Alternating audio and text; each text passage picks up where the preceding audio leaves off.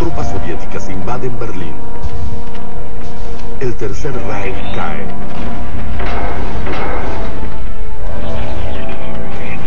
El Führer no está en la superficie. Se ha refugiado en su búnker subterráneo para evitar caer en manos enemigas. Soldaten der deutschen Wehrmacht. Unser Führer Adolf Hitler ist gefallen. El mariscal Dönitz anuncia por Radio Hamburgo que Hitler ha caído luchando heroicamente. Las agencias de prensa internacionales difunden la noticia. Sin embargo, el cuerpo de Adolf Hitler jamás fue encontrado. La versión más difundida es que Hitler se suicidó junto a su esposa Eva Braun en el búnker de la Cancillería.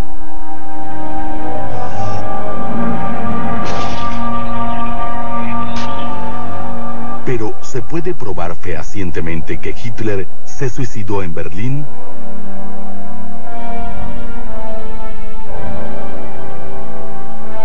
«24 horas después, un departamento especial del ejército soviético denominado Smerch comenzó la búsqueda de Hitler y demás jerarcas nazis. Los agentes soviéticos rastrillaron la zona del búnker, reunieron todas las pruebas de restos humanos que hallaron en el lugar y declararon que ninguno pertenecía al Führer.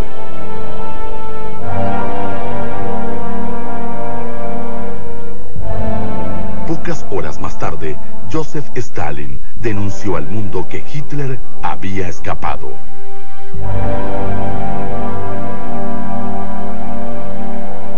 En 1958, pocos años después de la muerte de Stalin, el gobierno ruso cambió su versión y anunció que tenía en su poder la única prueba física de la muerte de Hitler en el búnker de Berlín.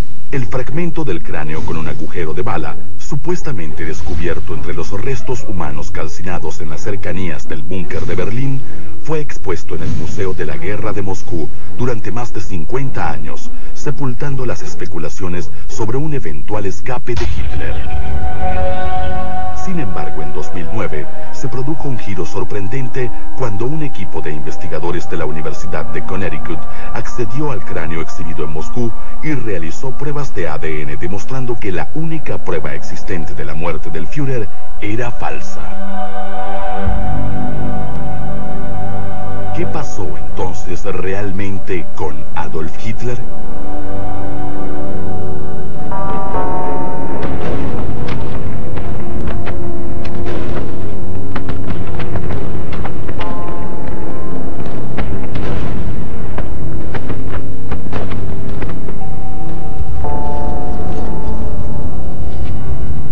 Desde 1945 existen infinidad de teorías sobre una eventual fuga de Adolf Hitler en submarino hacia la República Argentina.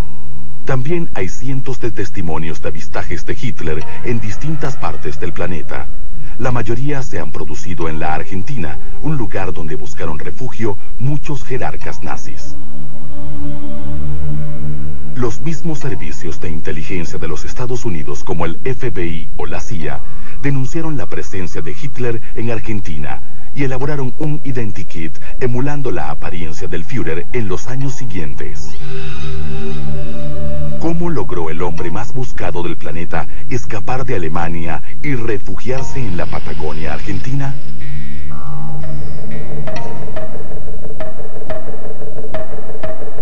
En una investigación sin precedentes, seguiremos los pasos de Hitler en su eventual escape hacia la República Argentina. Conoceremos el refugio personal del Führer.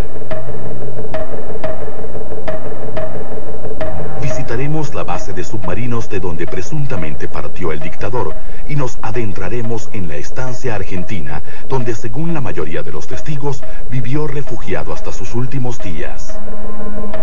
Analizando las rutas de escape y la opinión de los especialistas, nos adentraremos en la investigación de la compleja trama de uno de los grandes misterios del siglo XX, cuyos resultados podrían cambiar la historia.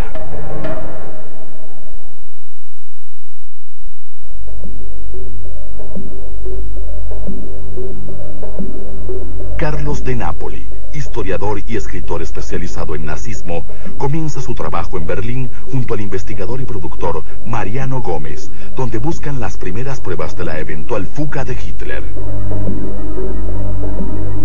Carlos ingresa en uno de los cientos de búnkers que aún hay en Berlín buscando respuestas a sus interrogantes. Todo lo que se sabe oficialmente sobre los últimos días del Führer en Berlín proviene de la investigación realizada por el historiador inglés Hugh Trevor Roper. Su libro Los últimos días de Hitler fue escrito por encargo del Servicio de Inteligencia británico 5 meses después de terminada la Segunda Guerra. In una settimana 10 días hizo una relazione fondamentándose in un testigo presenciale, Kempka, que falló en fechas hasta de casi meses que se equivocó contando los hechos.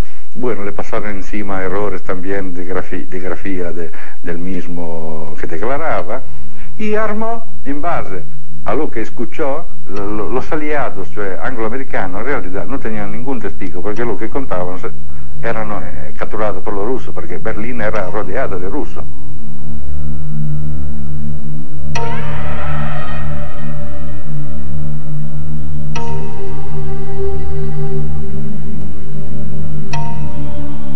Según su investigación, Hitler llegó a Berlín el 20 de abril de 1945. Ese día cumplía 56 años. Su cometido, comandar personalmente la defensa del Reich. La información supuestamente obtenida en la investigación mostraba que en aquellos días Hitler estaba atravesando un periodo de gran nerviosismo y echaba a todos, salvo a sí mismo, la culpa de la derrota militar. Los testigos citados por Trevor Roper manifestaron que Hitler pasó sus últimos días acompañado por su amante, Eva Braun, y por el ministro de propaganda, Joseph Goebbels. La noche del 29 de abril, se casó con Eva en la pequeña sala de conferencias del refugio subterráneo. Después de la ceremonia, los recién casados se retiraron a su habitación para una cena de bodas. A las 2:30 de la mañana del 30 de abril, Hitler convocó a una decena de colaboradores de los refugios próximos y se despidió de ellos. No volvieron a verlo jamás. El relato concluye afirmando que una vez consumado el suicidio, algunos colaboradores subieron el cadáver del Führer al jardín de la Cancillería y lo quemaron. Un testigo, yo le interrogo, yo le pregunto, yo le veo los ojos. Él no hizo nada de esto. Todos los testigos que tuvo, la mayoría no lo vio, no lo entrevistó. Tampoco Hannah Reich realmente la entrevistó. Antes de la explosión de la Segunda Guerra Mundial, el poder político reunido en manos de Hitler se ejercía desde la Cancillería del Reich. Como contemplaban la posibilidad de bombardeos enemigos sobre Berlín, los nazis habían construido un búnker en el subsuelo del edificio.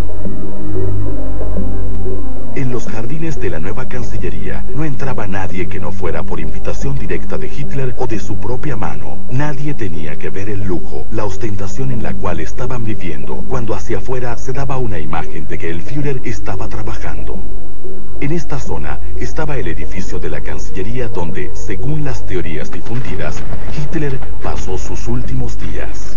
En una de estas habitaciones, según la versión de muchos historiadores, y de ella misma, estuvo Hannah Reich los últimos días de Hitler, que era la piloto favorita del Führer, que dice ella que vino a buscarlo, que vino con un Fuselage Storch y que aterrizó en el eje, para entonces este-oeste.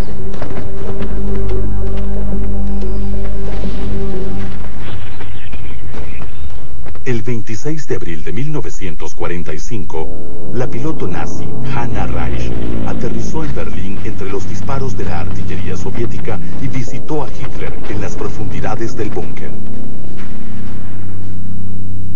Hannah Reich ingresó presuntamente al búnker, se reunió con Hitler y le informó que tenía instrucciones de llevárselo hacia el norte junto con su mujer Eva Braun.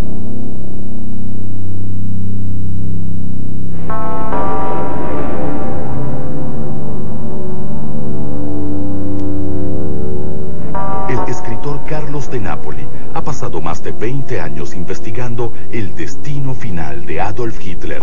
De Napoli está convencido de que Hitler escapó. Pero, ¿cómo habría escapado del centro de Berlín, rodeado de miles de soldados, el hombre más buscado del planeta? Algunos investigadores e historiadores, como Patrick Burnside, creen que Hitler podría haber sido rescatado pocas horas antes de la caída por la piloto nazi Hannah Reich. El 29 de abril, Reich escapó del fuego de los aliados y logró salir de Berlín poco después de visitar las profundidades del búnker de la Cancillería. La signorina Bormann, de su palabra, dice: Hitler logró escapar a la captura y a la muerte la noche del 30 de abril y despegando con un avión nella Unter der Linden, en el cual encontró lugar una mujer y maletas. Muchos creen que Hitler pudo haber estado en ese avión. Sin embargo, Hannah Reich cambió su versión a través de los años y murió sin revelar su secreto. Hannah Reich escribió un libro que se llama Volar es mi vida, donde detalla especialmente los últimos minutos del Tercer Reich. Ella sale posiblemente entre el 29 y el 30 de abril en un último vuelo que salió de Berlín, puede traspasar el cerco ruso, ¿no? Llamativamente, en la última edición del libro, ella agregó 3 últimas líneas, y esto que escribió lo escribió en forma de interrogante. Y ese interrogante que ella escribe es: ¿no habré sido yo quien sacó a Hitler de Berlín? ¿Revelaría este secreto? Entonces, ¿qué misterio se esconde detrás de la suerte de Adolf Hitler? Con la caída de Berlín, un departamento especial del ejército soviético denominado Smerch, al mando del teniente coronel Iván Klimenko, comenzó la búsqueda de los restos de Hitler y demás jerarcas nazis.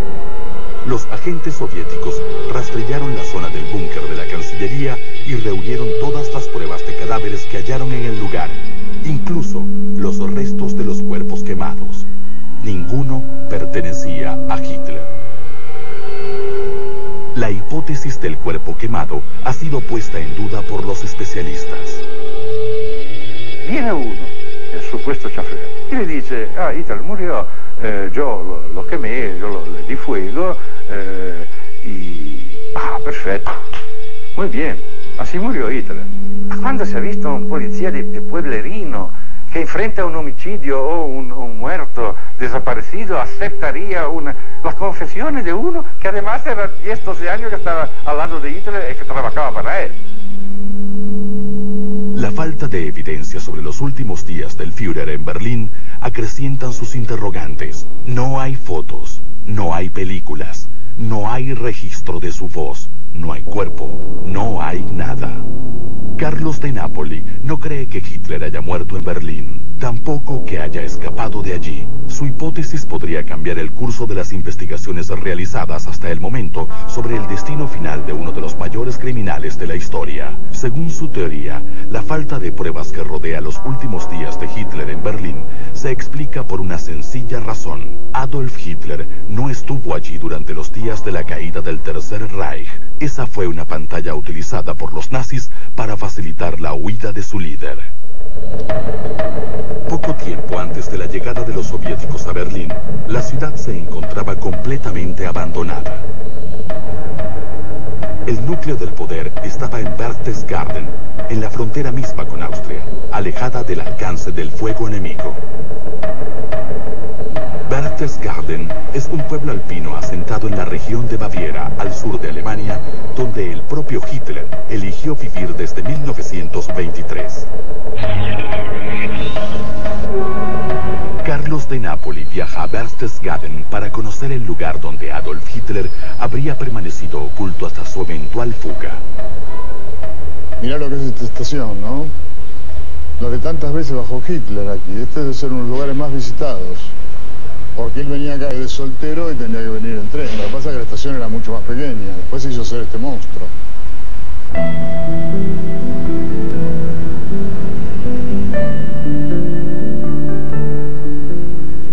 Hitler de hecho llegó a Berchtesgaden por casualidad.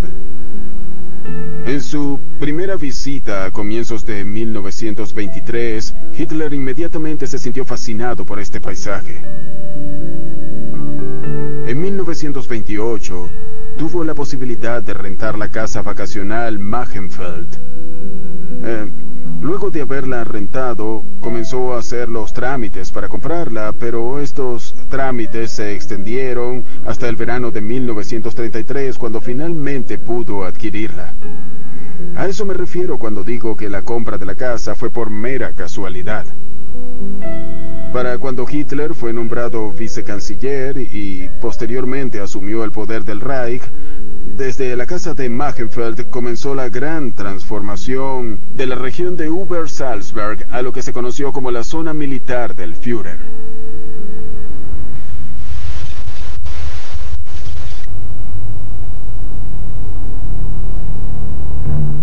Él nació acá nomás. ¿En dónde? En Linz, en Austria. No está lejos de donde nació. Estamos a 50 kilómetros, 60. La ciudad de Linz. Y por lo que fuere, digamos, por relaciones personales que tenía y todo, se consiguió un contacto para vivir un tiempo en Múnich y otro tiempo que donde a él le gustaba vivir acá en la montaña, pintando y todo eso. En Berchtesgaden no solo estaba la casa de Adolf Hitler, siendo la cuna del poder político nazi, también albergaba al comandante de la Luftwaffe, Hermann Göring. Pero debajo de las colinas de Berchtesgaden se escondía una ciudad subterránea compuesta por 6 kilómetros, 700 metros de túneles. De esa forma, Berchtesgaden se convertía en un lugar inexpugnable, ideal para mantener a salvo a Adolf Hitler en los últimos días del Tercer Reich.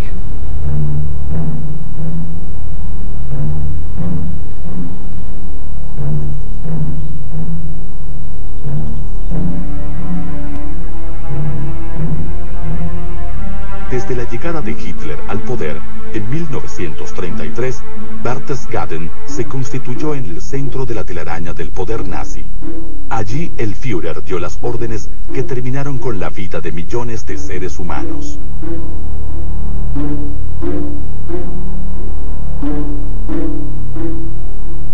Bajo las montañas y las residencias oficiales de Berchtesgaden existía una verdadera ciudad oculta.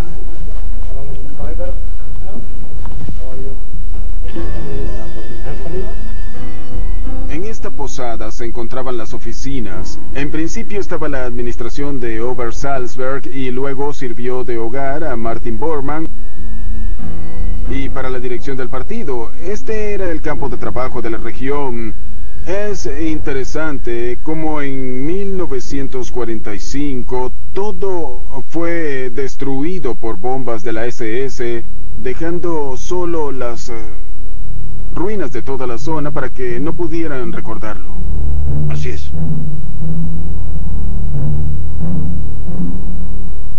Cuando los aliados supieron que Berchtesgaden se convirtió en el lugar de esparcimiento del dictador, donde se retiraba cuando no estaba haciendo propaganda, se convirtió en el primer objetivo militar. Pero lo que aún no sabían era que las casas que veían eran solo un camuflaje para lo verdaderamente importante que se encontraba custodiado bajo tierra, dentro de la montaña.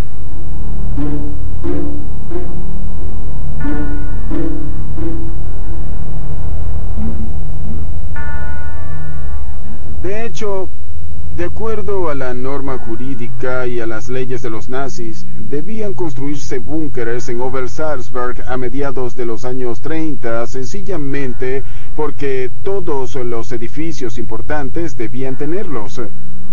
Sin embargo, Hitler impidió hacerlo aquí porque no quería que se le hicieran modificaciones a la casa. Desde el comienzo de la guerra, debido a los ataques aéreos, la familia Martin Bormann y la familia de Albert Speer fueron movilizadas por razones de seguridad a Obersalzberg. Al ser de conocimiento de los aliados que la cúpula del poder estaba en Berchtesgaden, Bormann intentó convencer a Adolf Hitler de que construyeran un búnker en Obersalzberg. En 1943, después del primer ataque a la ciudad de Múnich, Hitler accedió a la construcción del búnker porque pensaba que Obersalzberg también podía ser bombardeado. A principios de agosto de 1943 comenzó la construcción de los búnkeres por diversas razones. Primero, Obersalzberg fue calificada como un lugar esencial para la guerra.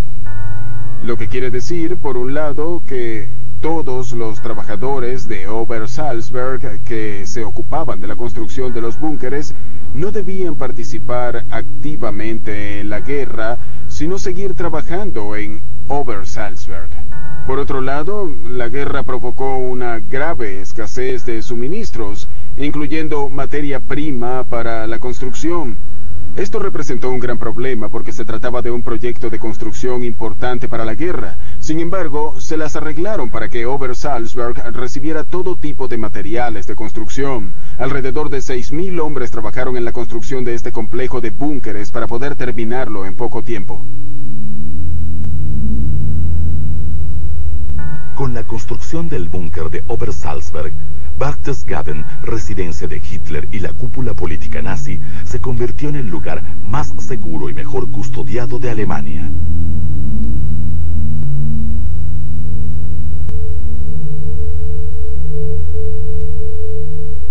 En cada complejo de edificios de Obersalzberg se encuentra una entrada al búnker subterráneo. El búnker poseía un diámetro aproximado de 22.000 metros cuadrados y 6 kilómetros de largo. El búnker de Obersalzberg poseía una doble función: un búnker de protección contra ataques aéreos y a la vez, si los edificios de la superficie eran destruidos, los habitantes de la ciudad aún podían vivir de forma relativamente confortable por varias semanas o meses. Aquí están los depósitos de combustible instalados dentro de los búnkeres de Obersalzberg. Fueron ubicados en un sitio que estimaron seguro. Estos depósitos alimentaban unos generadores independientes del sistema eléctrico que era superficial. Los nazis temían ser atacados aquí abajo con gases tóxicos y por eso instalaron un sistema contra este tipo de ataques. En este recinto, que está recubierto con un muro, había dispositivos de descontaminación, es decir, las personas podrían aquí dentro cambiarse de ropa y tomar una ducha purificadora, ponerse ropa limpia, y luego de eso, entonces, podrían adentrarse en el búnker. El búnker privado de Hitler se encontraba a una profundidad mayor, como de un piso. Estaba ubicado justo debajo de la casa vacacional. Lo que vemos ahora es la caja de conexión que tiene entre 25 y 30 metros de profundidad.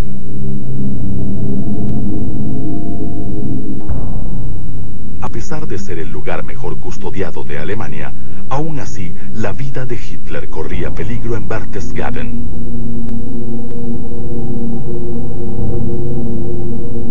¿Es cierto que alguien quiso matar a Hitler aquí, en un atentado? Correcto, hubo varios. De hecho, había enormes problemas de seguridad en los años 30, hubo muchas personas que hicieron intentos para asesinarlo. Muchos de sus propios colaboradores querían verlo muerto. El atentado más importante fue la operación Foxleaf, planificada por el servicio secreto británico. Desde las profundidades de los refugios de Berchtesgaden, Adolf Hitler y Eva Braun habrían escapado hacia su destino final, una estancia en las lejanas tierras de la Patagonia Argentina. Allí, según la mayoría de los testigos, vivieron refugiados hasta sus últimos días. La falta de pruebas sobre la muerte de Hitler en Berlín abrió nuevas teorías sobre los últimos días del Führer. La investigación que ha desarrollado Carlos de Napoli plantea que Hitler pasó el final de la guerra en Berchtesgaden. La ubicación estratégica, los complejos y desconocidos sistemas de seguridad y la predilección de Hitler por este lugar responden a algunos de los interrogantes sobre el destino del mayor criminal de la historia. Nos va a costar averiguar dónde estaba la casa, ¿eh? Señor, ¿la casa de Hitler está aquí o por aquí? Está por ahí, los límites se ven desde aquí. Sí, sí. Si se van por este camino, yo pienso que está por aquí, a la derecha. Por aquí. Seguro que está aquí a la derecha. Ah, bien. Il Berghof, che quando lo remodelò, costruyó mirando al nord, haciendo una casa que no miraba al sol, haciéndolo una casa terriblemente fría. E nel salón principal hizo un vidrio que posiblemente es el más grande ventanal que se conoce nell'architettura del siglo passato, che era un radiador de hielo. Vino Hitler che stava benissimo. Esta era la casa de Hitler. Hasta los últimos días, esta fue su lugar normal de habitar, fue su habitación, su casa, su hogar. Vivía con su amante, la que no mostraba normalmente siempre en las reuniones, sino simplemente en alguna ocasión que otra que no era visitada por alguien importante. Cuando la casa era visitada por alguien importante, Eva Braun tenía prohibida la entrada. Y en esta zona de aquí estaba lo que es la explanada que daba hacia las montañas, donde él se paraba a meditar o estaba con sus amigos.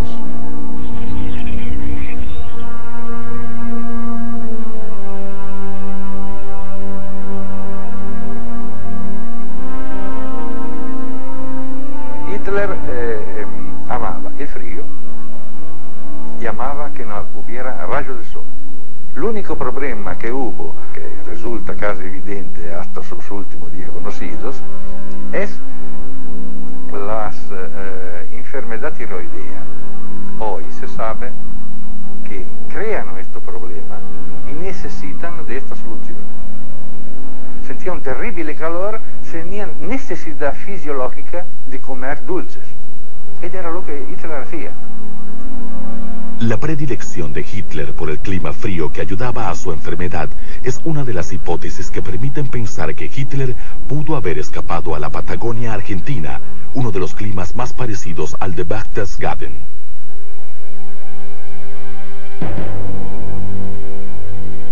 Tras la desaparición de Hitler, se abrió el debate sobre el destino de Obersalzberg. Durante la guerra, Obersalzberg fue dividida en varios sectores. Ya para el final de la guerra, toda la zona había sido abierta. La gente tuvo acceso a los búnkeres y, cuando penetraban, se llevaban todo lo que veían. Siempre existió esa posibilidad. En poco tiempo, una semana después del fin de la guerra, Obersalzberg volvía a ser como en 1933, pero ahora todo estaba en ruinas. Durante ese año, miles de personas regresaron a Obersalzberg, pero el lugar estaba casi inhabitable y ellos comenzaron a pensar cómo sería todo si se derribaban estos edificios en lugar de reconstruirlos, y esa resultó ser la solución. Se comenzó con la demolición de las casas, en especial la de Hitler y también la de Goering, Bormann y las de la SS. Todas fueron echadas abajo y así comenzó a solucionarse el problema. Aquí se ven restos todavía, restos de las paredes. Acá hemos encontrado algo. Habíamos dicho que cuando esto se realizó la voladura era por la cantidad de peregrinos que admiraban a Hitler y venían a este lugar. Pero hemos encontrado que parece que todavía hay gente que lo extraña porque aquí hay una vela que aquí en Alemania se utilizan como recordatorio, ¿no?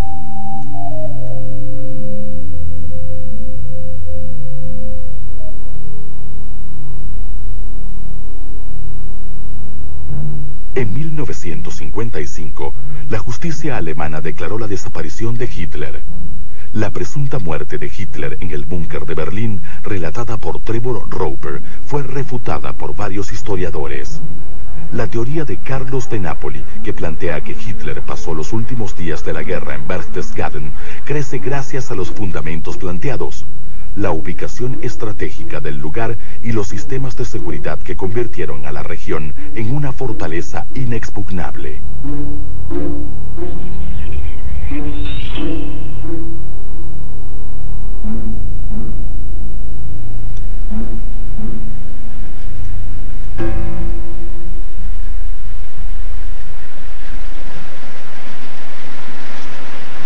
La llegada de Hitler a este lugar debe haber sido conmocionante. Imagínate un pueblo tan pequeño y de pronto cae Hitler con todo el séquito que lo rodeaba, se instalan las cercanías, se construye una estación gigante de tren. Pero de todas maneras lo increíble es de pronto un pueblito chiquito, perdido en la montaña, que se transformó en el centro de la política del Tercer Reich, donde se tomaban las decisiones. Eso es realmente extraordinario, ¿no? Aparte, lo que sí es un lugar hermoso, ¿no? No eligió cualquier lugar para instalarse. Ahora ya todos cenaron, en una hora están todos durmiendo. Sí, acá se van a dormir, a las 6 cierran todo.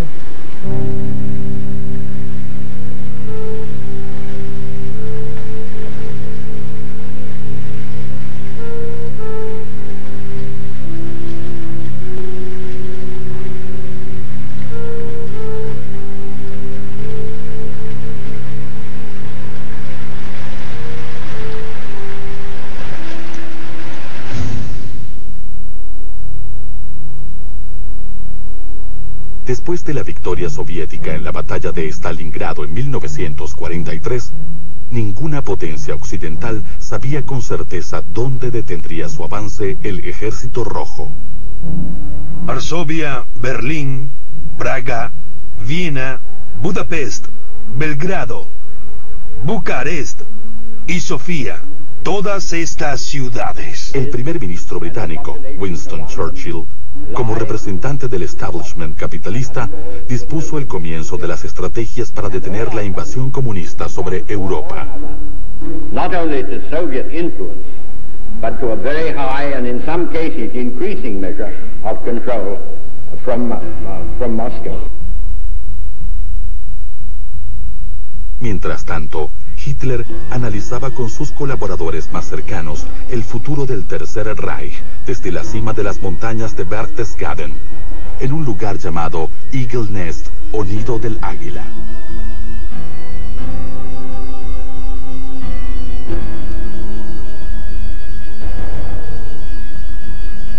Esta fue una obra que se le ocurrió a Bormann y que Hitler aprobó, que queda aproximadamente a unos 800 metros de la casa que normalmente habitaba Hitler, que es el Berghof. Y fue hecha con una intención, digamos, de alguna forma perversa, que fue impresionar de sobremanera a quienes visitaron el lugar. Carlos de Napoli sostiene que si Adolf Hitler no estuvo en Berlín durante la caída del Tercer Reich, bien podría haber estado escondido en el lugar donde se realizaron los pactos para su posible escape, el Eagle Nest. Todavía tenemos que llegar allá arriba, ves, por el túnel de adentro, es decir, no sé si lo harán de esa manera.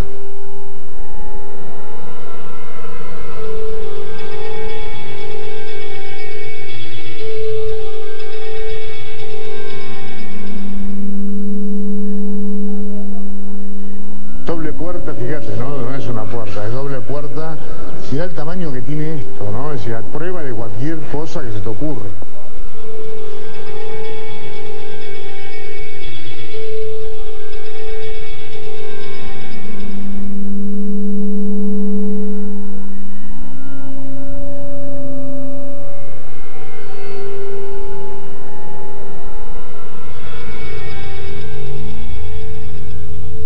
Desde su construcción en 1938, el Eagle Nest había sido utilizado por Hitler para fascinar a colaboradores propios y funcionarios extranjeros.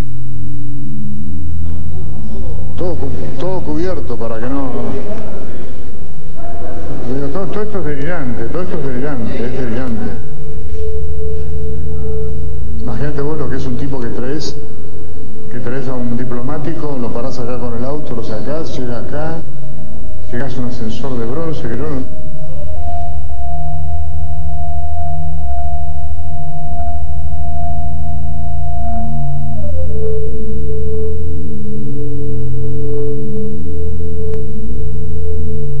Semanas antes de la caída, Hitler recibió en el Nido del Águila a Albert Speer, ministro de Armamento del Tercer Reich. Con la derrota militar de Alemania como un hecho inevitable, pensaban la estrategia adecuada para utilizar las pocas cartas que tenían.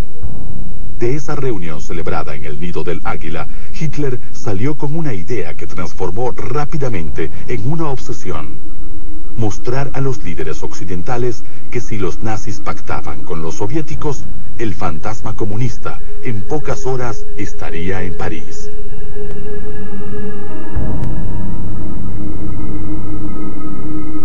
Lo que sucedió ahí fue lo siguiente. Ya había sucedido la batalla de Stalingrado en enero del 43, es decir, con la rendición de las fuerzas de von Paulus, y a partir de allí era evidente que Alemania estaba totalmente derrotada. Y en esta reunión, en la cual se encuentran Speer y Hitler, se va a delinear el futuro de Alemania. A raíz del fracaso de la invasión a la Unión Soviética, el petróleo ya no iba a estar disponible, el petróleo caucásico, que es lo que motiva en realidad la invasión a la Unión Soviética, no está disponible, por lo tanto la economía alemana y el sistema militar está por colapsar en cualquier momento. Speer trata de convencer a Hitler, que al principio se negaba, de la necesidad de llegar a un acuerdo sí o sí con los aliados, sobre la base de que si no hay acuerdo, la Unión Soviética va a ocupar toda Europa.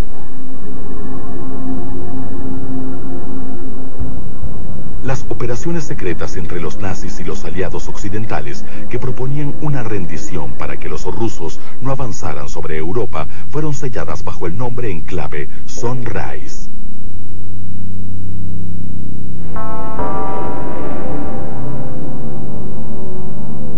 Cuando Stalin se enteró de estos pactos, se lo informó al presidente de los Estados Unidos.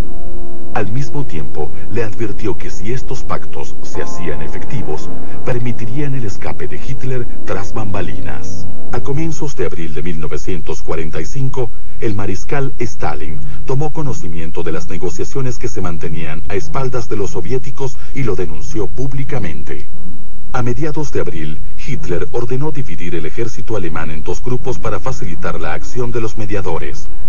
Los pactos con el sector norte del ejército nazi fueron realizados entre el Reichsführer de la SS, Heinrich Himmler, y el presidente de la Cruz Roja Sueca, el conde Folke Bernadotte.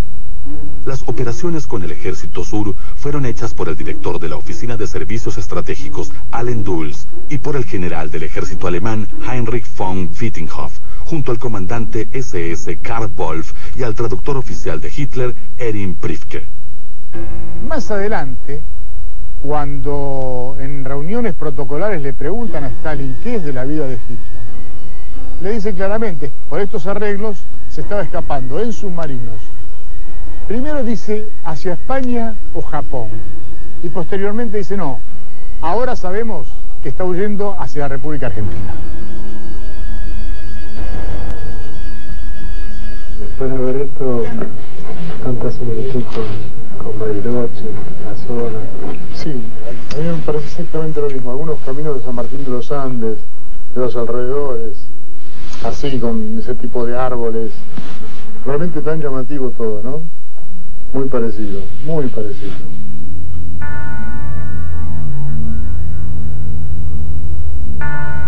De aquí se mandaba y se generaron las batallas más grandes, lo más sangriento, la mayor cantidad de muertes en la historia de la humanidad, no es una historia. Y todo esto se pergeñó aquí, en este lugar. O sea, de aquí hay unos alrededores. En el medio de los Alpes, en un lugar espectacular desde lo visual y realmente lúgubre desde lo que se hizo desde aquí, ¿no? Aquí habitaba Hitler, aquí estaban los comandantes, aquí estaban los políticos que realmente tenían poder, otras personas no podían llegar a este lugar, no era para cualquiera. Es decir, este es el poder central de Hitler, aquí, Berchtesgaden, no hay otro lugar, ni hubo. Todo lo demás era para políticos de segundo orden, que por ejemplo, al carecer de un parlamento que pudiera actuar, Berlín tenía una incidencia secundaria, ¿no? Por supuesto. Aquí esto es una dictadura extrema con un punto de poder que está situado en la cima de una montaña, eso es todo.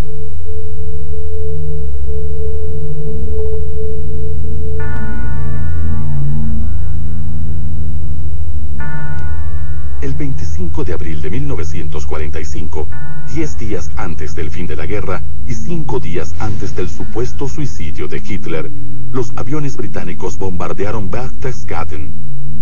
En el interior de los búnkers no se registraron víctimas fatales.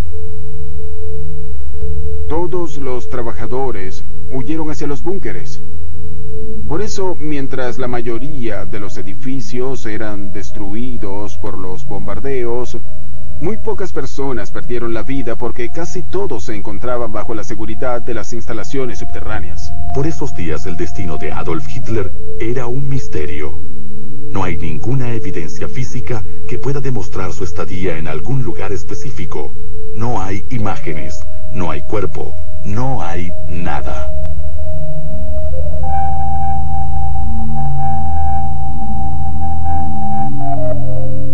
Sabemos que la historia oficial es mentirosa.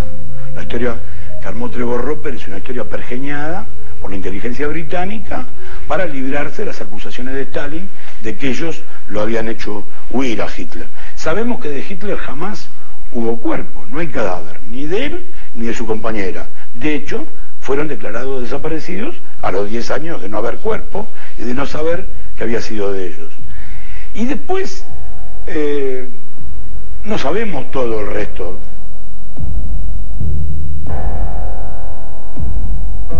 Jorge Antonio, según la historiadora alemana Gabi Weber, era una figura clave dentro del nazismo. Es un empresario peronista, fue la persona elegida por los nazis para lavar el dinero que había llegado a la República Argentina en forma de barras de oro o en forma de capitales que habían sido girados poco tiempo antes de que la guerra llegara a su fin. ¿Qué pasó en los últimos días de Hitler? Según él, parten de un aeropuerto cercano a Berchtesgaden hacia Noruega y desde allí en submarinos hacia la Argentina. Estamos situados a 4 kilómetros de Berchtesgaden y a unos 10 kilómetros aproximadamente de lo que era la casa de Hitler. Hay versiones de historiadores que dicen que Hitler salió desde Berchtesgaden, desde este lago, con algunos hidroaviones que los acompañaban. Eventualmente Hitler partió con rumbo desconocido.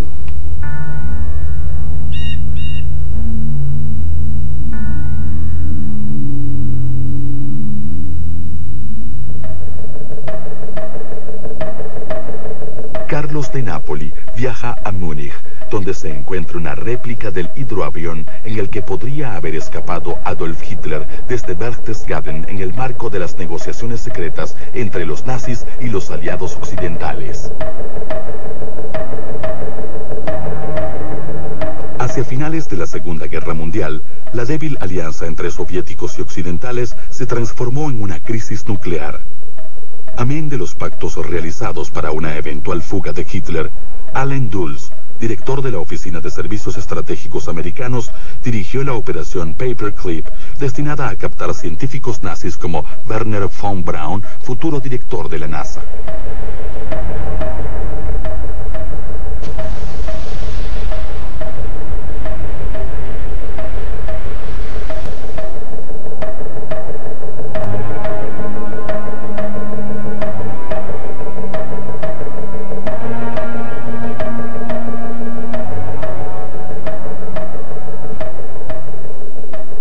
Un acuerdo con los aliados era ventajoso para ambos.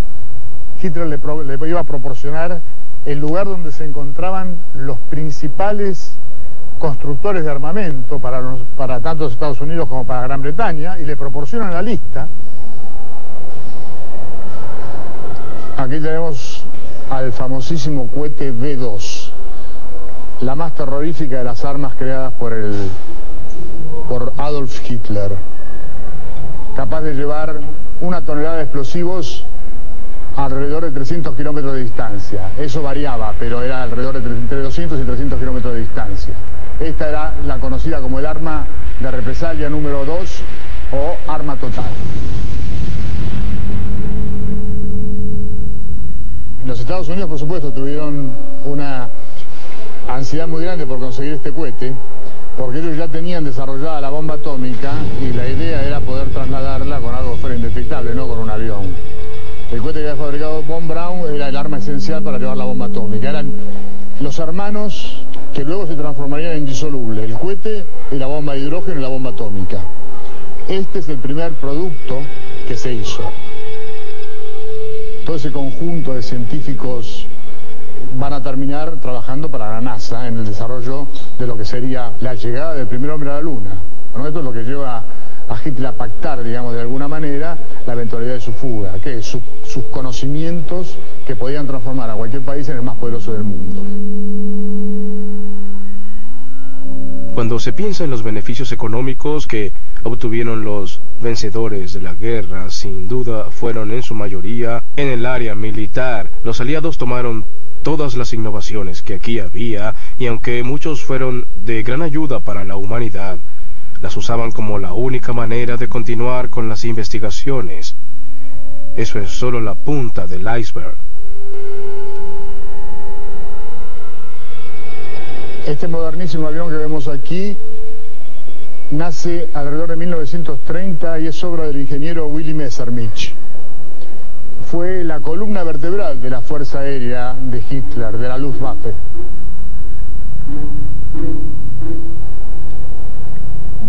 Este avión que tenemos aquí es un Fieseler Storch.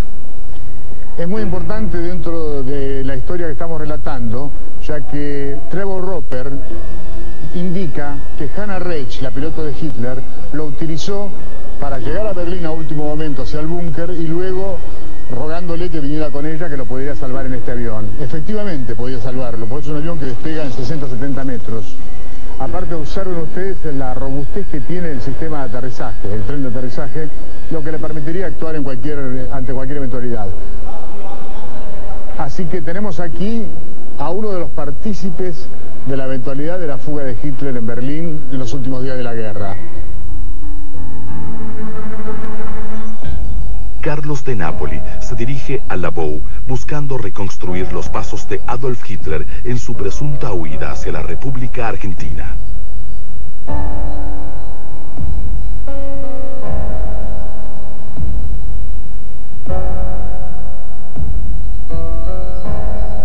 Todas las teorías que ubican a Hitler huyendo en avión de Alemania durante las últimas horas de la Segunda Guerra Mundial coinciden en que su primer destino fue el puerto de Horten, donde funcionaba la base de submarinos más importante del Tercer Reich.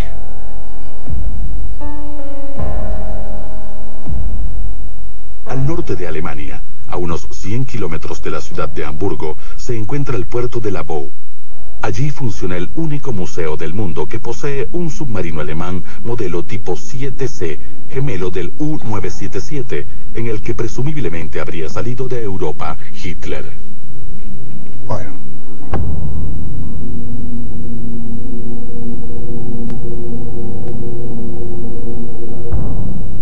Si hay una llegada o una huida de Alemania, tiene que ser, en síntesis, en submarino. No hay otra opción porque por avión es imposible. En aquella época, en aquellos días, era absolutamente imposible, impensable.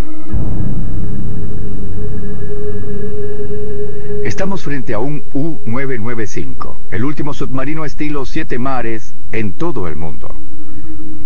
Se construyeron cerca de 700 submarinos 7 mares durante la Segunda Guerra Mundial, pero en poco tiempo, la segunda flota de estas máquinas demostró ser anticuada y desactualizada en relación con las nuevas técnicas y armas antisubmarinos usadas por las fuerzas aliadas.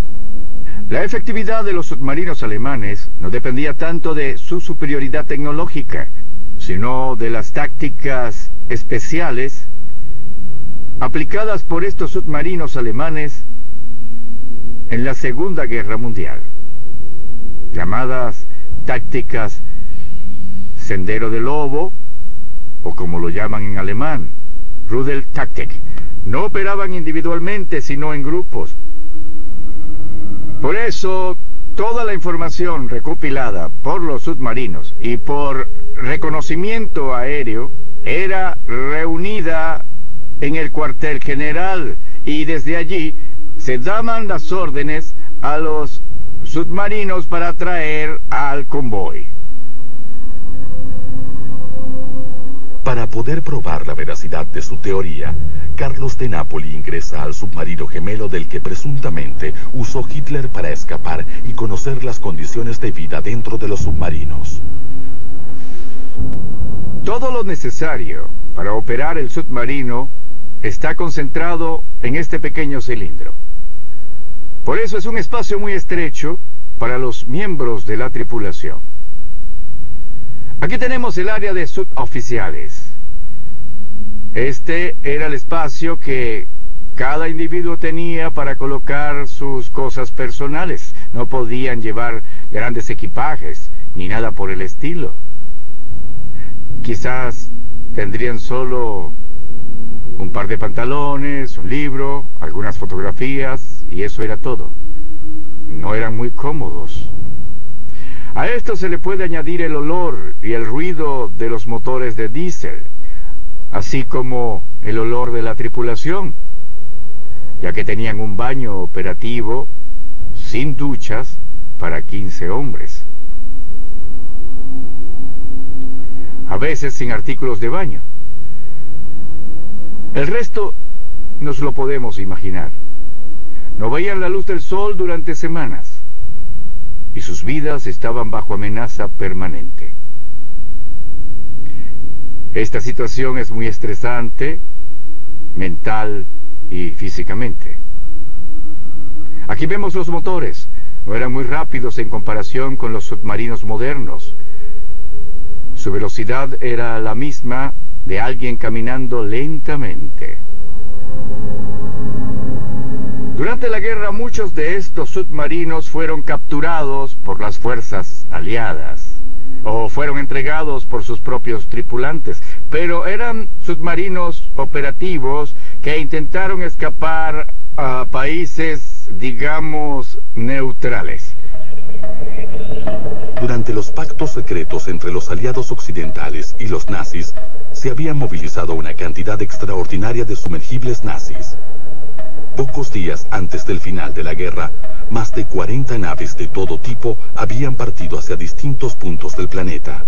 Los espías del mariscal Stalin advirtieron que un grupo de jerarcas nazis, entre los que podía estar Hitler, huían en estos submarinos.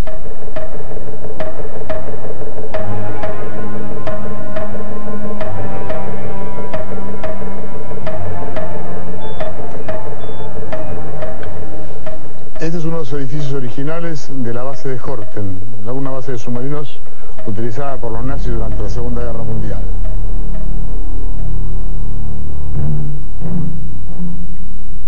A finales de abril de 1945 partió el submarino U-977, cuyo capitán era Heinz Schäfer. En ese viaje hay coincidencia de muchos autores en decir que desde esta base jerarcas nazis partieron hacia la República Argentina. Entre ellos algunos mencionan a Hitler.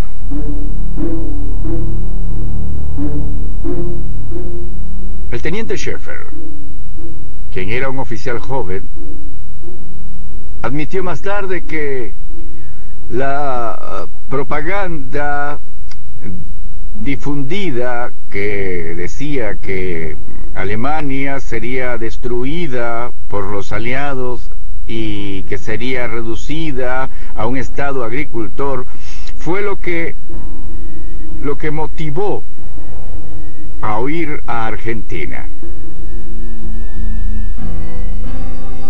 Martín Bormann, el 22 de abril, le puso un radiograma a su ayudante diciendo que da su acuerdo para el traslado a Overseas-Sud, que es Ultramar Sur. Hubo rumores que decían que la unidad 77 transportaría a Hitler y a su amante Eva Braun y cosas por el estilo, pero esto era considerado solo como una propaganda, rumores.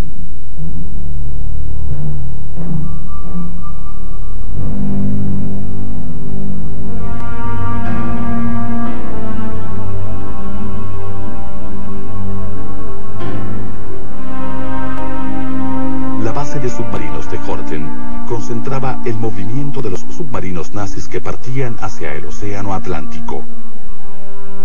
Desde allí partieron los submarinos en el marco de la última operación secreta del Tercer Reich, Ultramar Sur, por la cual al menos 50 jerarcas nazis se trasladaron en sumergibles hacia la República Argentina.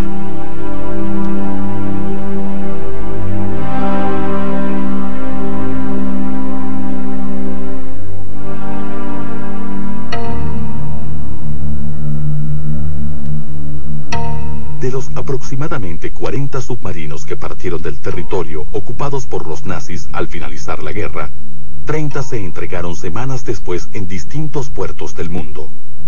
De los 10 restantes, 2 se rindieron frente a las costas portuguesas a mediados de 1945, desconociéndose por entonces el destino de los 8 restantes. La mañana del 4 de julio de 1945, en las cercanías de la línea del Ecuador, el crucero brasileño Bahía estalló en medio del océano, hundiéndose en pocos minutos. Los motivos de la explosión no se conocieron, pero lo cierto es que, a partir de entonces, crecieron los rumores sobre la presencia de submarinos nazis fugitivos en la región.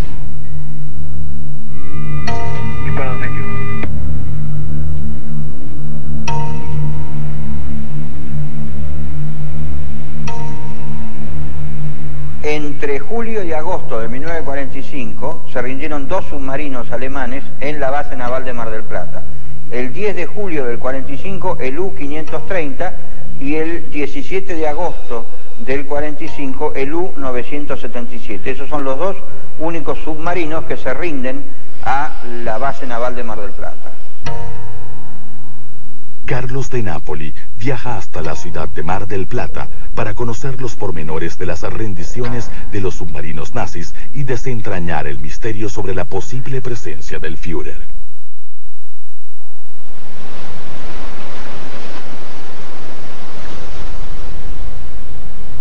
No solo la base naval, sino específica para submarinos. Tendríamos que verla ya la base, te digo, porque está la escollera y es el puerto. Aquello es, ¿ves?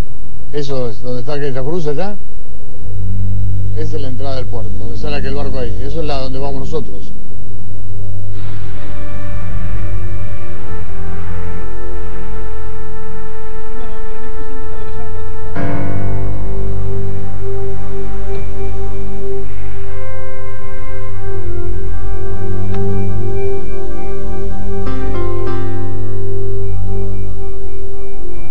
Mar del Plata, el 17 días del mes de agosto y año 1945, el comandante del submarino alemán U-977, teniente de fragata Heinz Schäfer, rinde incondicionalmente el buque de su mando y la tripulación cuya lista se agrega en el acta. El submarino U-977 fue apresado aguas afuera de Mar del Plata a 10 horas del día 17 de agosto de 1945 por el rastreador FI. Y tomó este puerto bajo el mando del teniente de fragata de la Armada Argentina Rodolfo Sáenz Valiente.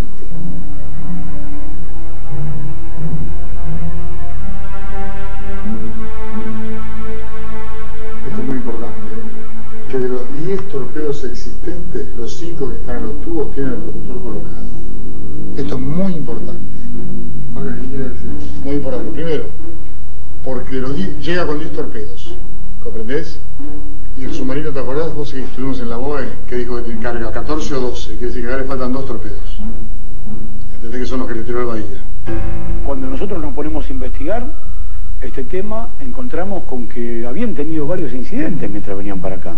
O sea, habían sido perseguidos por torpederos primero de Brasil, el Babitonga y el Bocaina, que se habían cruzado con el crucero Bahía, que se había hundido. Y que este fue el mayor accidente de la historia naval brasileña. Murieron 336 marinos.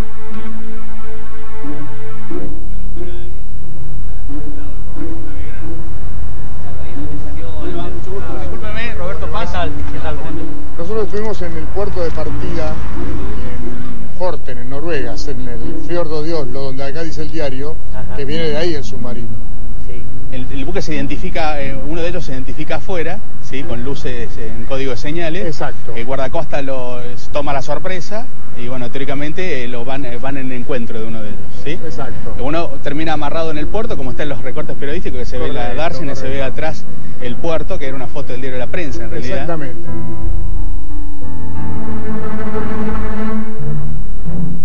Y sería ese sector entre la espalda de lo que es el Arsenal Naval Mar del Plata. Sería en ese sector. Y el submarino, bueno, salió a superficie acá, dio la vuelta y lo amarraron a ese bollón, a esperar.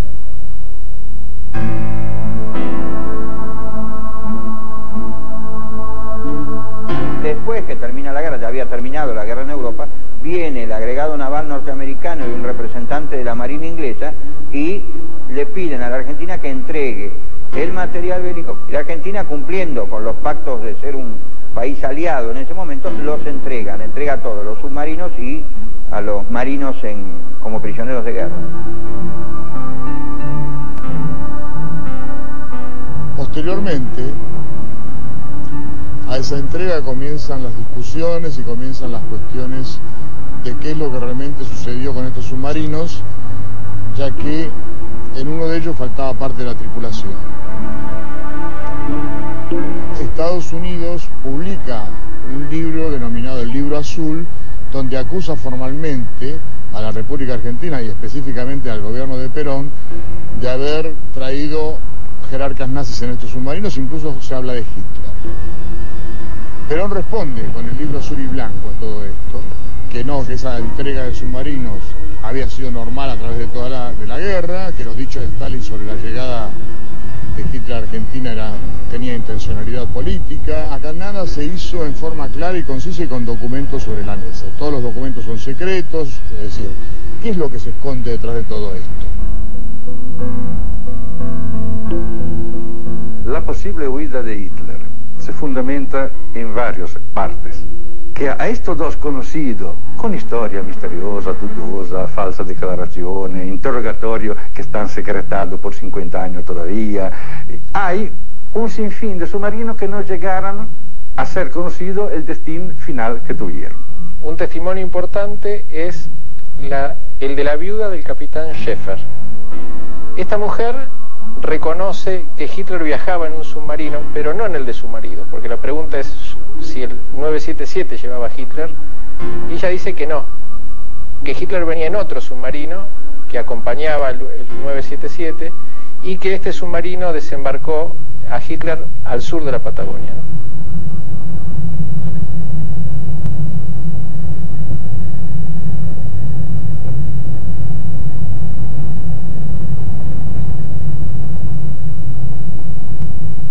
Desde comienzos del siglo XIX, los alemanes tenían enorme interés en la Patagonia argentina.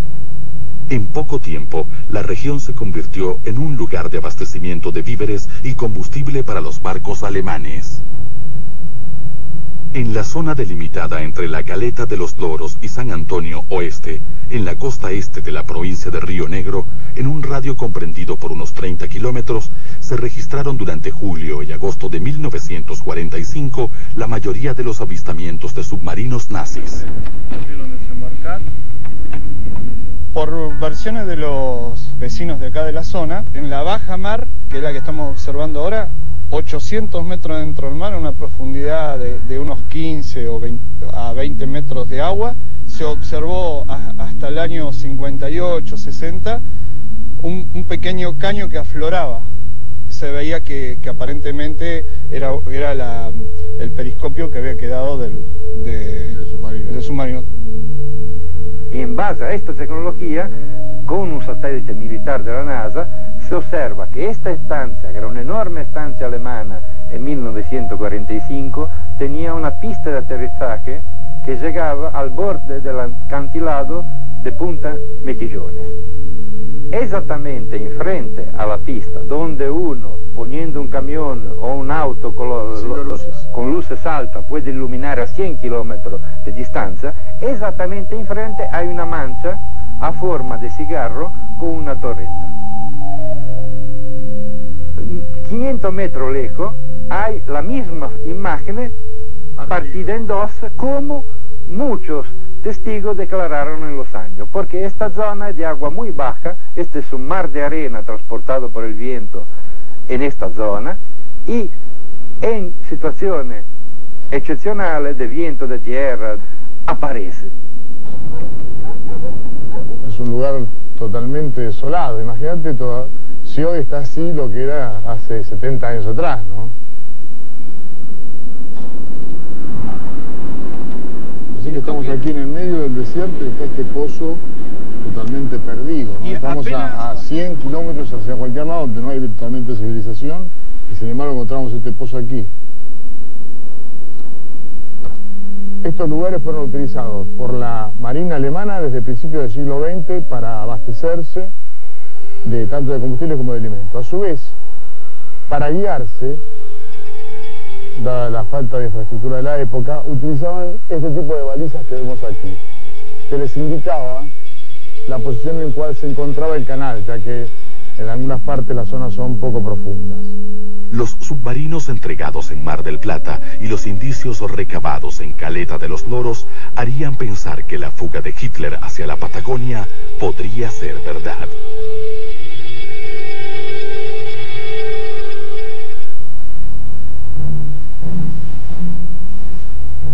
Lo que vemos aquí son restos del vapor Ludovico, que encalló en 1916 en estas costas. Y lo interesante del caso es que los 8 oficiales que iban a bordo de este vapor eran alemanes. Y uno de ellos era el que posteriormente sería el jefe de inteligencia de Hitler, el almirante Canaris. Canaris en ese momento era un oficial de la Armada alemana, pero luego va a ser el jefe de contrainteligencia de Adolf Hitler, con lo cual tenían el cuadro de situación de Argentina y en particular de la Patagonia. Datos geográficos, ubicación de recursos naturales, puertos, rutas, servicios, en fin, tenían una radiografía muy importante de toda esta zona. Me contaron a mí hace 40 años un amigo de Canaris que le confesó que hice algo cuando fui en la Primera Guerra Mundial, cuando me escapé de Chile hacia Alemania, y le contó el recorrido, dice: yo estuve ahí, hice ahí algo para Hitler, y esto paraíso que le hice a Hitler me va a costar el infierno. Y regularmente pasó lo mismo. Canaris desapareció, no se sabe ni siquiera si murió, y lo único que se sabe es que el arquitecto del faraón muere, porque los secretos del oficio, de lo que hizo, no tiene que saberlo nadie. Ahora, si Canaris murió, murió por ese motivo, y si no murió, fue el guía. El desembarco de submarinos nazis en la Patagonia no ha hecho más que acrecentar las especulaciones sobre el destino final de sus tripulantes, entre los que podría estar Hitler. ¿Dónde fueron a parar estos submarinos? Frente a una enorme estancia alemana que al final de la guerra fue fraccionada, dividida y vendida a financistas alemanes, dueños de bancos alemanes, inversionistas alemanes. Así que hay una enorme estancia de 50.000 hectáreas con decenas de kilómetros de costa de acantilado, con un aeropuerto que llega al acantilado, y justo enfrente a este acantilado hay gente que vio submarino hundido o se cuenta que desembarcaron, todo.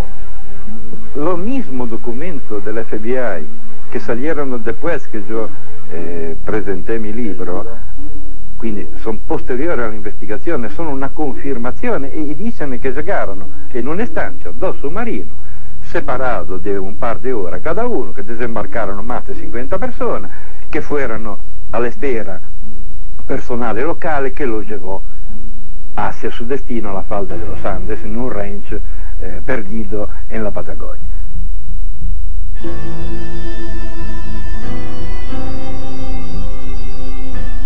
Hay un testimonio importantísimo de Maria Kietakorski, de Kroczek, una polacca que se escapó de Polonia con l'invasione de Hitler.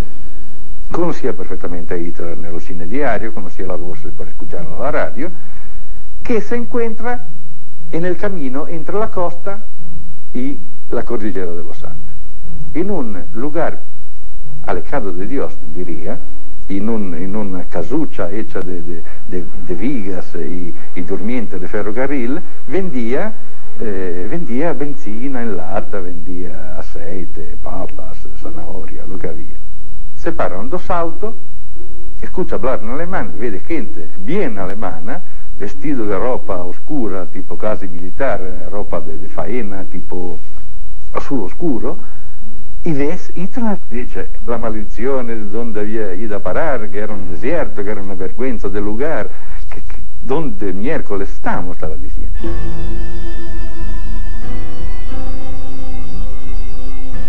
Esto podría ser un invento, si no fuera que del lugar de desembarco hay dos caminos que llegan a Bariloche y a la estancia San Ramón. Lo que hizo Canaris en aquellos días de 1945, cioè 22 de julio de 1945, estaban cerrados desde una semana para la más grande nevada de la historia de la Patagonia. El camino que hizo Canaris no se podía practicar. Tomaron un camino alternativo largo el doble. Y ahí en el medio estaba la polaca. No es posible que, non avendo hecho el camino lógico, nel camino illogico, imposible elegirlo, haya un testigo que diga yo lo vi ahí en aquella fecha, que coincide con testimonio de unos años atrás, conocido también para la embajada alemana en Buenos Aires, en Santiago de Chile, que hubo un desembarque el día 21-22 de julio de dos submarinos en Caleta del Olor. Y de ahí hay solamente dos caminos, pero uno era impracticable, y el otro sí, y ahí estaba la polaca.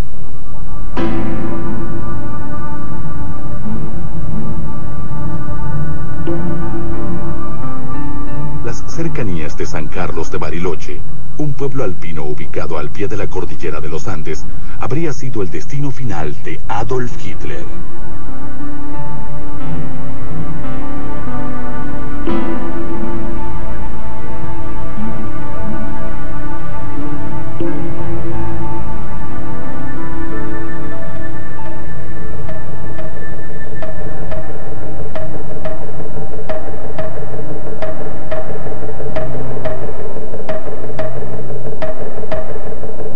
Desde su fundación en 1909, San Carlos de Bariloche, ubicada en el sudoeste de la provincia de Río Negro, a los pies de la cordillera de los Andes, está vinculada a la comunidad alemana. En la actualidad, es considerada uno de los centros de refugio de criminales nazis más importantes del mundo. En la década del 40 era un pueblo muy chiquito, alejado del mundo, en los confines del mundo, y con una geografía bastante interesante para poder esconderse, pasar desapercibido, con salidas hacia el Océano Pacífico a muy poca distancia. En fin, un lugar privilegiado tanto para vivir bien como para pasar desapercibido, cosa que la mayoría de ellos efectivamente consiguió. Ahora vamos a la casa de Abel Basti, que es un historiador local y es quien más sostiene la presencia de Hitler aquí en la Patagonia, ¿no? Incluso específicamente aquí en Bariloche. No, llegamos, Carlos. Estamos llegando.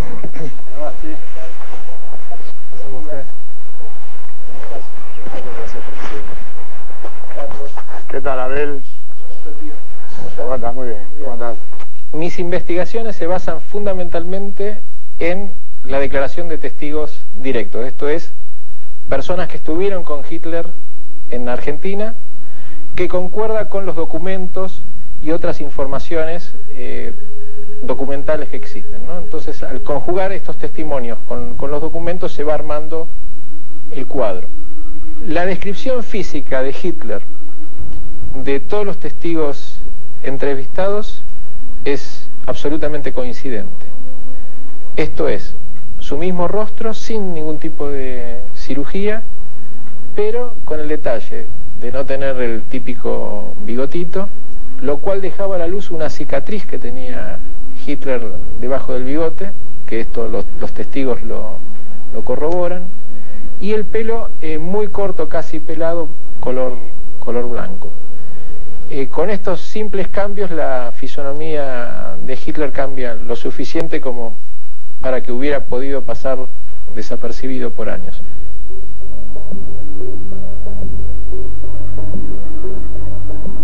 Y ahora todo a la izquierda.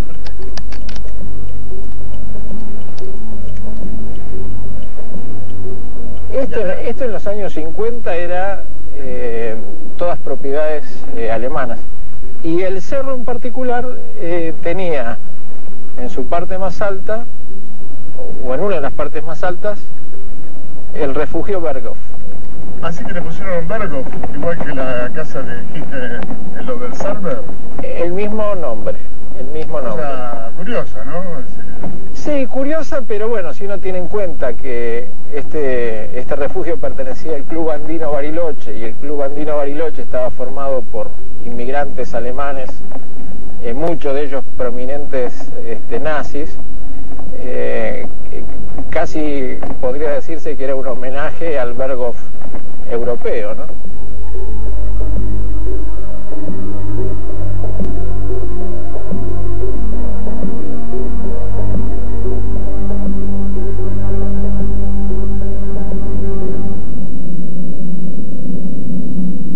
En 1933, Hitler tomó el poder y su seguridad se convirtió en una de las principales políticas del Estado nazi.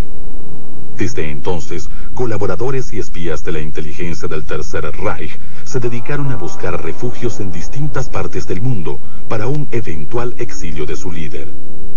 Hannah Reich es una persona que Hitler había enviado a Buenos Aires ya en el año 34, cuando todavía el poder no estaba afianzado. ¿Qué hacen? Envían a Hannah Reich y a Walter Giorgi a reunirse con la familia Bustillo para conseguir en parques nacionales, es decir, en el sur de la Patagonia, alrededor de 100.000 hectáreas donde eventualmente exiliarse si lo que estaban pensando en ese momento, lo que estaban tramando, salía mal. Ahora vamos a ver al escritor Patrick Burnside, que escribió un libro sobre la eventualidad de la fuga de Hitler, y él asevera que realmente estuvo en estos parajes.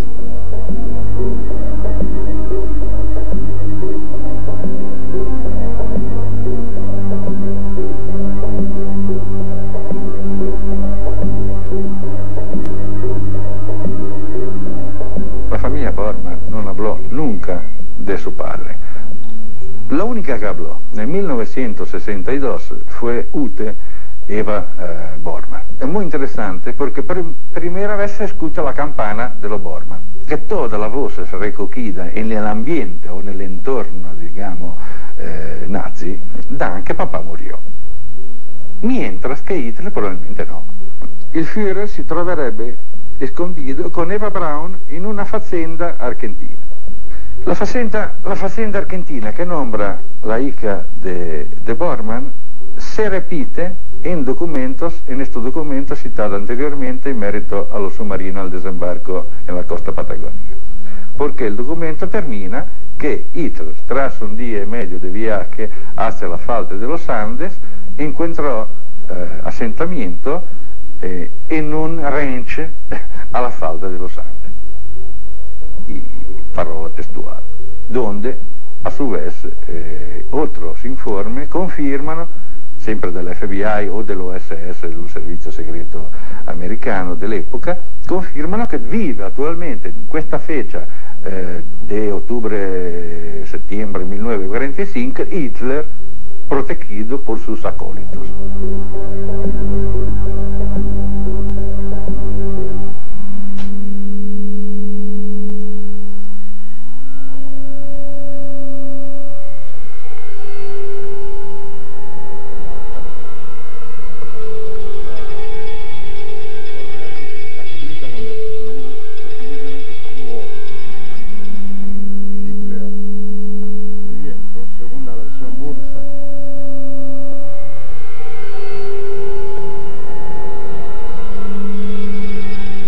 localidad de Bariloche, en el brazo Última Esperanza del lago Nahuel Huapi, se encuentran las tierras que en 1934 la familia Bustillo se dio a la misión encabezada por Walter Schorchi y Hannah Reich.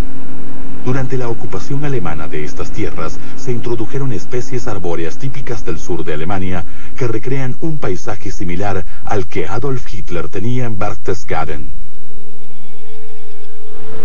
Podemos ver aquí la finca de Nalco, donde la mayoría de los historiadores coinciden en que estuvo viviendo Hitler. En esta propiedad, incluso algunos aseguran que en este lugar está enterrado Hitler. Y también Eva Braun. Es una bahía que fue la bahía donde llegó Canarias y donde se embarcó para ir a Bariloche. En esta bahía fue creada una terrible rampa de cemento armado que sobrevive después de medio siglo como nueva, donde terminaba con un galpón enorme para un avión supuestamente de 2 hélices, por el tamaño que tenía. Tenía un muelle para barco de 40-50 metros de calado. Tenemos una mansión enorme que el frente sarà 70 metros, una anchura de 10. Quindi tenemos 700 metros de planta baja y un 300 de arriba. Suite de 100 metros cuadrados. Atrás de este conjunto, replicando Berchtesgaden, hay casas de nivel siempre mayor, hasta super huéspedes. Hay una casa da té. Poi había una casa que se quemó, que quedaba la chimenea, que la llamaban como si fuera la central. Había una carnicería de mármol de Carrara. En medio del bosque podemos ver allá una de las casitas de vigilancia que permitían controlar el acceso que cualquier barco tuviera a la propiedad de Hitler. In Nalco es una anomalía. Hacer una casa que mira al sur, cioè alla antípoda, è rarissimo, cioè praticamente suicida. Uno che è lì che deve mirare al sur significa che rinuncia alla calefacción, a calentar la casa. Segundo, la planta baja son todos salones. Tenemos una casa que sarà 500-600 metros cuadrados de superficie complessiva en las 2 plantas, que tiene una enorme planta que son todos salones uno tras otro. Una grande casa argentina de hoy y del pasado tiene un sinfín de cuartos. Es impensable una casa argentina con 2 cuartos. 500 hectáreas, con una mansión de 2 dormitorios y un baño. Esto es lo absurdo.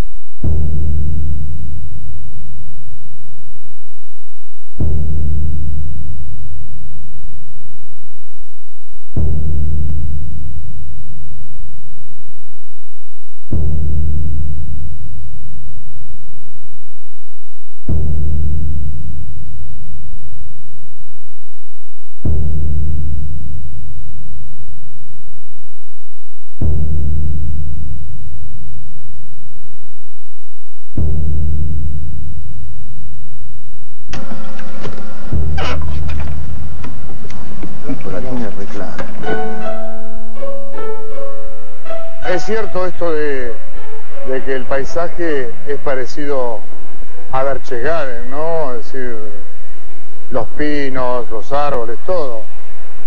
Pero también es cierto que acá había una colonia alemana muy importante en Bariloche y que la fundó un alemán, tampoco podemos negar eso, ¿no? Bariloche la fundó un alemán. No, que además de esta sensación de estar en Obersalzburg, ¿no te parece que hay algo más? La sensación de que no se sentían seguros por algo más que esa similitud. Sí, en realidad el sentimiento que tengo es como que hay un enigma que recorre, que sobrevuela todo esto. Y que estamos cerca de la verdad y también lejos de lo que sucedió. Sí. Es decir, está esta cuestión de apreciación de los testimonios, de lo que se vive, de la lejanía, ¿no? De decir, este lugar tan alejado de todo. Y lo que habrá sido en el... Hace 70 años atrás, cuando no había absolutamente nada. Cuando no había absolutamente nada, ¿no?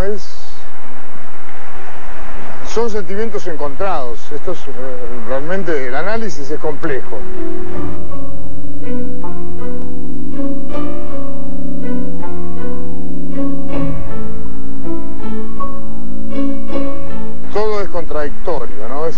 gigante, con custodia, con guardas. ¿Custodia para qué?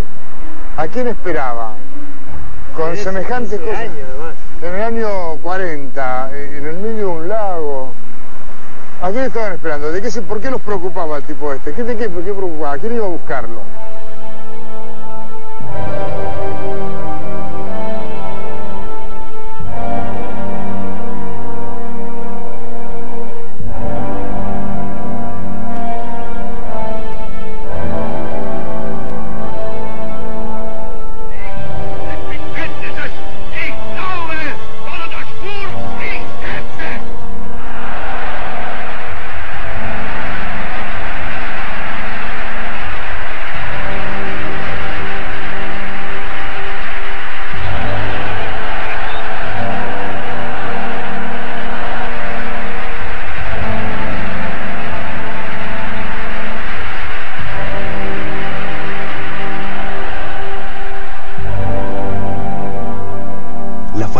De la calavera exhibida en Moscú y la falsificación de la historia han dejado el dilema de la muerte de Adolf Hitler en tinieblas.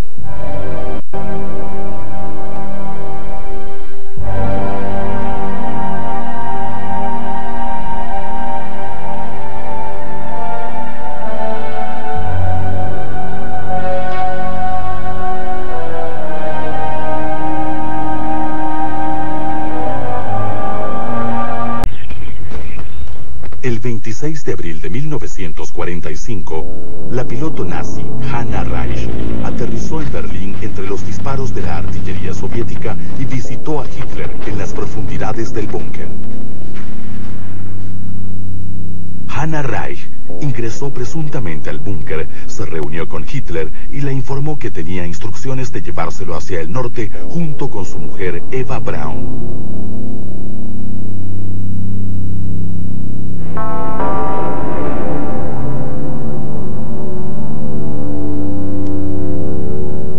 El escritor Carlos de Napoli ha pasado más de 20 años investigando el destino final de Adolf Hitler. De Napoli está convencido de que Hitler escapó. Pero, ¿cómo habría escapado del centro de Berlín, rodeado de miles de soldados, el hombre más buscado del planeta? Algunos investigadores e historiadores, como Patrick Burnside, creen que Hitler podría haber sido rescatado pocas horas antes de la caída por la piloto nazi Hanna Reich. El 29 de abril, Reich escapó del fuego de los aliados y logró salir de Berlín poco después de visitar las profundidades del búnker de la Cancillería. La signorina Bormann, de su palabra, dice: Hitler logró escapar a la captura y a la muerte la noche del 30 de abril y despegando con un avión nella Unter der Linden, en el cual encontró lugar una mujer y maletas. Muchos creen que Hitler pudo haber estado en ese avión. Sin embargo, Hanna Reich cambió su versión a través de los años y murió sin revelar su secreto. Hanna Reich escribió un libro que se llama Volar es mi vida, donde detalla especialmente los últimos minutos del Tercer Reich. Ella sale posiblemente entre el 29 y el 30 de abril en un último vuelo que salió de Berlín, puede traspasar el cerco ruso, ¿no? Llamativamente, en la última edición del libro, ella agregó 3 últimas líneas, y esto que escribió lo escribió en forma de interrogante. Y ese interrogante que ella escribe es: ¿no habré sido yo quien sacó a Hitler de Berlín? ¿Revelaría este secreto?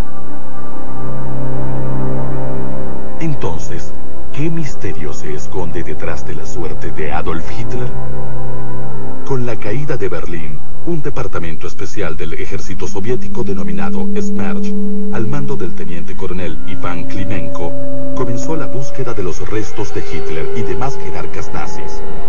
Los agentes soviéticos rastrearon la zona del búnker de la Cancillería y reunieron todas las pruebas de cadáveres que hallaron en el lugar, incluso los restos de los cuerpos quemados.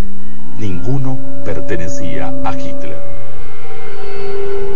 La hipótesis del cuerpo quemado ha sido puesta en duda por los especialistas. Viene uno, el supuesto chofer, y le dice, Hitler murió, yo lo quemé, yo le di fuego, perfecto, muy bien, así murió Hitler.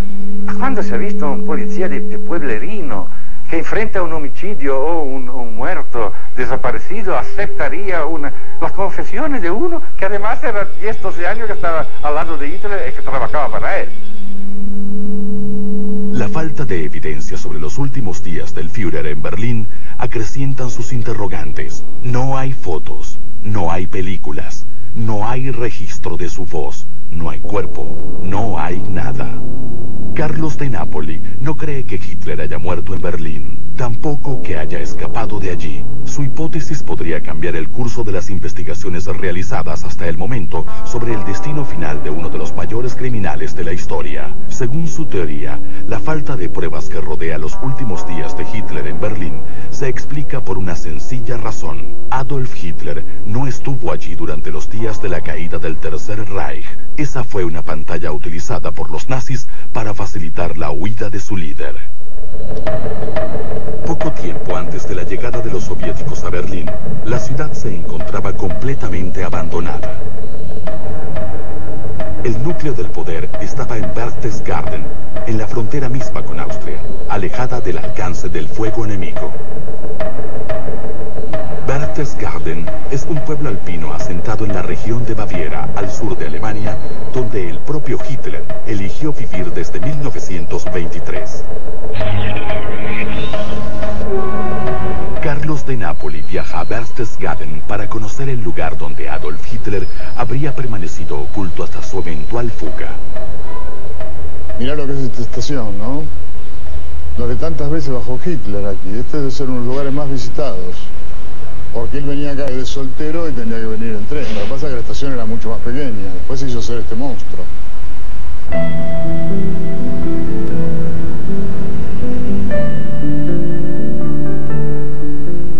Hitler de hecho llegó a Berchtesgaden por casualidad.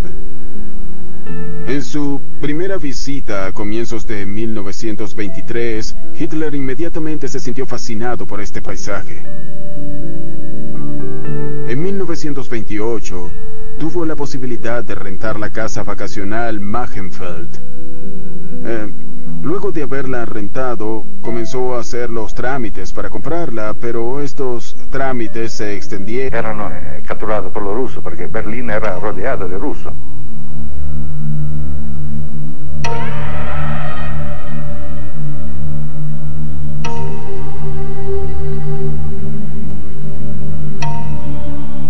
Según su investigación, Hitler llegó a Berlín el 20 de abril de 1945. Ese día cumplía 56 años. Su cometido, comandar personalmente la defensa del Reich. La información supuestamente obtenida en la investigación mostraba que en aquellos días Hitler estaba atravesando un periodo de gran nerviosismo y echaba a todos, salvo a sí mismo, la culpa de la derrota militar. Los testigos citados por Trevor Roper manifestaron que Hitler pasó sus últimos días acompañado por su amante, Eva Braun, y por el ministro de propaganda, Joseph Goebbels. La noche del 29 de abril, se casó con Eva en la pequeña sala de conferencias del refugio subterráneo.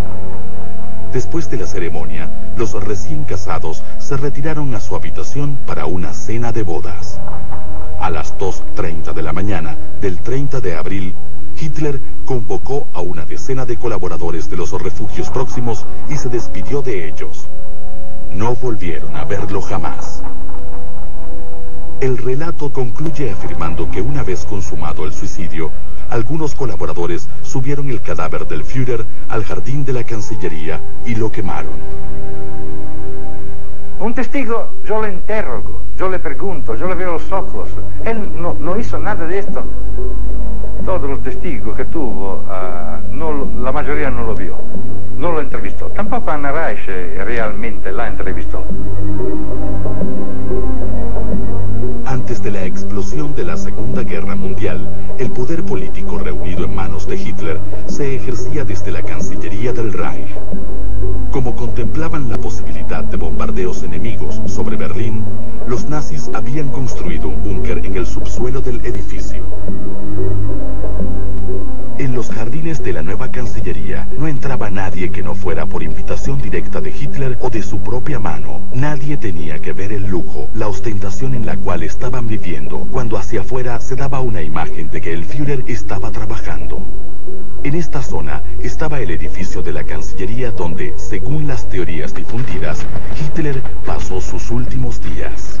Adentro de una de estas habitaciones, según la versión de muchos historiadores, y de ella misma, estuvo Hannah Reitsch los últimos días de Hitler, que era la piloto favorita del Führer, que dice ella que vino a buscarlo, que vino con un Führer Storch y que aterrizó en el eje, por entonces este-oeste.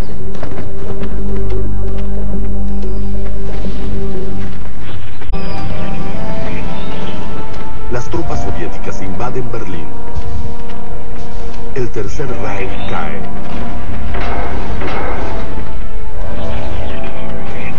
El Führer no está en la superficie. Se ha refugiado en su búnker subterráneo para evitar caer en manos enemigas. Der deutschen Wehrmacht. Unser Führer Adolf Hitler ist gefallen. El mariscal Dönitz anuncia por Radio Hamburgo que Hitler ha caído luchando heroicamente. Las agencias de prensa internacionales difunden la noticia. Sin embargo, el cuerpo de Adolf Hitler jamás fue encontrado. La versión más difundida es que Hitler se suicidó junto a su esposa Eva Braun en el búnker de la Cancillería.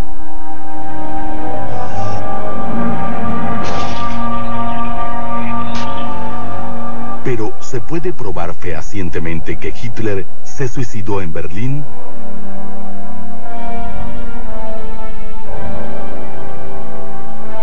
...24 horas después, un departamento especial del ejército soviético denominado Smerch comenzó la búsqueda de Hitler y demás jerarcas nazis. Los agentes soviéticos rastrillaron la zona del búnker, reunieron todas las pruebas de restos humanos que hallaron en el lugar y declararon que ninguno pertenecía al Führer.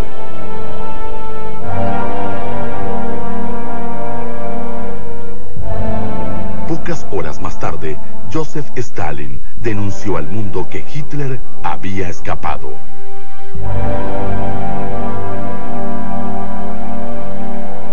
En 1958, pocos años después de la muerte de Stalin, el gobierno ruso cambió su versión y anunció que tenía en su poder la única prueba física de la muerte de Hitler en el búnker de Berlín. El fragmento del cráneo con un agujero de bala, supuestamente descubierto entre los restos humanos calcinados en las cercanías del búnker de Berlín, fue expuesto en el Museo de la Guerra de Moscú durante más de 50 años, sepultando las especulaciones sobre un eventual escape de Hitler. Sin embargo, en 2009 se produjo un giro sorprendente cuando un equipo de investigadores de la Universidad de Connecticut accedió al cráneo exhibido en Moscú y realizó pruebas de ADN demostrando que la única prueba existente de la muerte del Führer era falsa.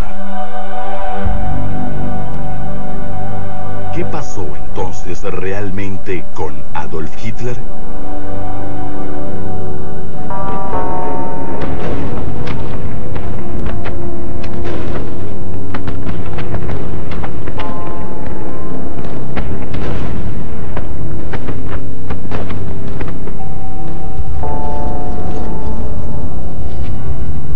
Desde 1945 existen infinidad de teorías sobre una eventual fuga de Adolf Hitler en submarino hacia la República Argentina.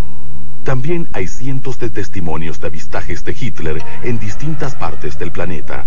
La mayoría se han producido en la Argentina, un lugar donde buscaron refugio muchos jerarcas nazis. Los mismos servicios de inteligencia de los Estados Unidos, como el FBI o la CIA, denunciaron la presencia de Hitler en Argentina y elaboraron un identikit emulando la apariencia del Führer en los años siguientes. ¿Cómo logró logró el hombre más buscado del planeta escapar de Alemania y refugiarse en la Patagonia Argentina?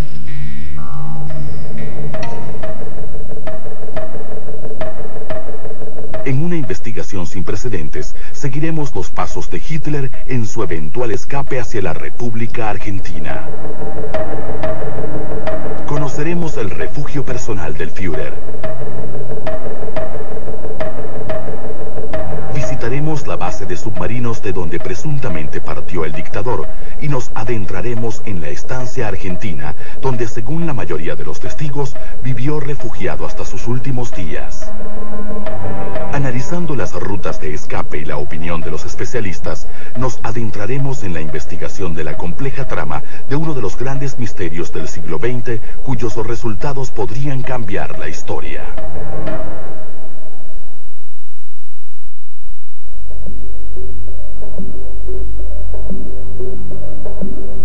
Carlos de Napoli, historiador y escritor especializado en nazismo, comienza su trabajo en Berlín junto al investigador y productor Mariano Gómez, donde buscan las primeras pruebas de la eventual fuga de Hitler. Carlos ingresa en uno de los cientos de búnkers que aún hay en Berlín, buscando respuestas a sus interrogantes. Todo lo que se sabe oficialmente sobre los últimos días del Führer en Berlín proviene de la investigación realizada por el historiador inglés Hugh Trevor Roper. Su libro Los últimos días de Hitler fue escrito por encargo del Servicio de Inteligencia británico 5 meses después de terminada la Segunda Guerra. En una semana, 10 días, hizo una relazione fundamentándose en un testigo presenciale, Kempka, que falló en fechas hasta de casi meses que se equivocó contando los hechos. Bueno, le pasaron encima errores también de grafía del mismo que declaraba, y armó en base a lo que escuchó los aliados, cioè angloamericanos, en realidad no tenían ningún testigo porque lo que contaban